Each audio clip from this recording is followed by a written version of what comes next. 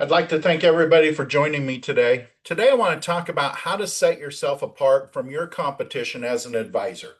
And I think this in today's world, one of the problems we have is we have an e-commerce mentality out there. And if you think about the e-commerce mentality, it's that instant gratification. It's something that's easy and fast. And in most cases, it's a cookie cutter solution.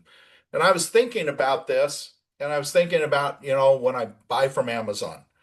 And it used to be, I was excited before I could buy from Amazon. In a few days, they would, get whatever I ordered and it would show up at my door. Now, when I order from Amazon and I click on the button, I wonder why they can't get it to me until tomorrow morning. And it's just that I need it now. Well, in the planning world, we have to remember a lot of our prospects and a lot of our clients have this e-commerce mentality, cookie cutter solution. I'll also say a lot of our competition, a lot of the other so-called advisors in this space, they have the same problem. They just provide cookie cutter solutions. It's easy, it's fast, and they don't talk to their client, find out what they want. As I look at the whole planning process, and for our clients, all of the planning process is based off of goals. Well, and if I'm just providing cookie cutter solutions, most of the time I'm going to skip the step of actually asking the client or the prospect, what are your goals? What are you trying to accomplish? Are we doing retirement planning, legacy planning? Do you need long-term care solutions? Are we providing this for your whole family? What's your lifestyle? Think about all of those goals, and we can have competing goals in here as well. And so a lot of times as we're providing solutions, we need to drill down on these goals so that we can put this puzzle together for our clients. When I look at the client's, planning journey, and I think this is something that we have to really work through. If you think about when we start with a lot of our clients as prospects and we're bringing them through the client experience, most of the time they're, maybe unaware of the problem. They're going day to day. They aren't looking at these same things that we look at all the time.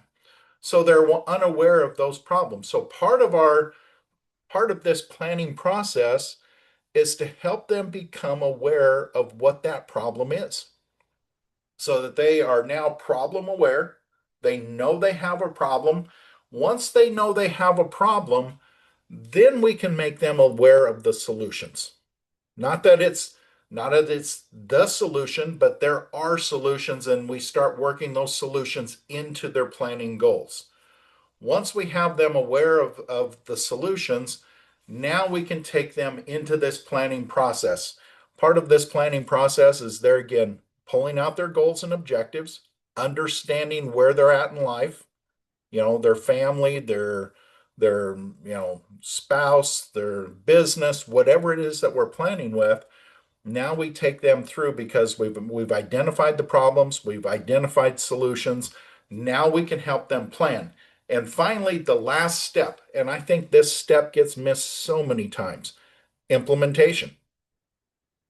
Now, if we made our client aware of a problem, we have made them aware of a solution, and they don't implement, well, that problem isn't going to get solved. And so we have to take them through and really work with our clients to make sure that they're aware that there's solutions to their problems and we've identified what those problems are.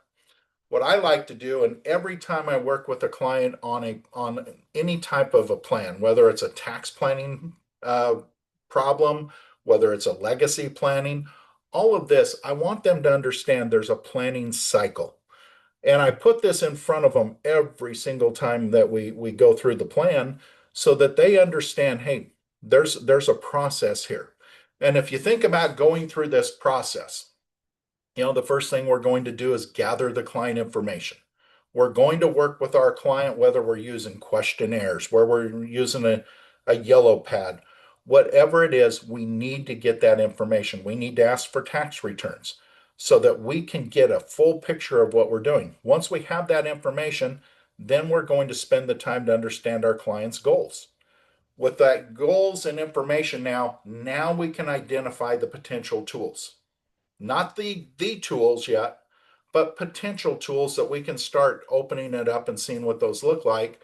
Now formulate that plan, start putting it together, and then present the plan. Once we present the plan, now we can refine it and help our clients understand. You know, there again, they may have competing goals. Think about this. How many clients have you met with that say, great, I need life insurance and I need that to protect, my spouse and my family if I die, or especially if I die during my working years. So that they have money to take care of them, they have all that to take care of the debt, pay off the home, whatever it is. But then we identify, well, we also want to get tax-free retirement. There again, as we refine that plan, we may find that we have competing goals that we have to attack and provide solutions that may require two insurance policies versus one. Now, once we have that plan, we have it refined. Now let's implement the plan. Make sure that whatever we recommended and the client wants done gets done, that we have the insurance put in place, we have the ownership correct, we have the beneficiaries correct. Now, once all the implementation is done, now we can go into review. And we should be doing annual reviews with our clients to make sure that what we did stands up over time. That doesn't mean, hey, what we did today never gets changed, but we're reviewing it and making sure it's updated as needed. As we go through all of this planning process, like I said, in one of those steps, we're going to identify tools. Think about this. Think about a toolbox. And everybody, if you've got a toolbox, and my toolbox is out in the garage, and my toolbox is large. In fact, I've got 3 toolboxes. Because when I go and think about a job that I'm going to do, well, I may need different tools. And when I get into that toolbox, well, if I want to build something, I'm going to frame up a new shed. Well, I'm not going to go to that toolbox and first thing I grab is a paintbrush. I'm going to reach into that toolbox. I'm going to try and find a hammer. I'm going to get nails. I'm going to get my saw. All of these things are just tools in the toolbox, and we need to know what's there. Same thing in our planning toolbox. In our planning toolbox, we need to understand what all of these tools are. If you only have one tool, if you only have one hammer, then every solution has to be involving a nail.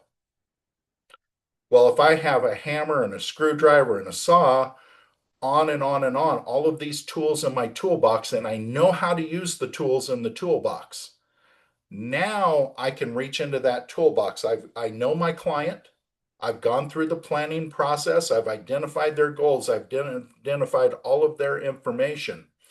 As I have this, now when I reach into that toolbox, I'm looking in at these tools. And so let's say I have a business owner. Well, they may need a buy-sell agreement. They may need some key person insurance. They may need tax savings and we might use a captive insurance company. We might have employee retention, so we're doing split dollar and those types of plans. All of these are just tools. So when you start the planning process, reach into the toolbox and bring out every potential tool. So now you can look and compare that potential tool to what does your client need. So as I look at this, build your toolbox. This is an area, the more you know and the more you can relate these tools to your client, the better off the planning is going to be. So as I look at this and I look at where we are as advisors, I always ask the question, how can we be different? And I think the first thing is be an advisor. Don't be a salesman. Be an advisor. A salesman is, I have a product and I'm going to sell it without ever asking your goals. If I'm an advisor, my first thing is I want to get to know you. I want to know what your goals and objectives are. And I want to be the advisor that helps you reach your goals. So as you think about this, set yourself apart, be different than the competition, help our clients achieve the goals and legacy that they want. I appreciate everybody getting on. If you have any questions, reach out. If not, we'll talk again next week. Thank you.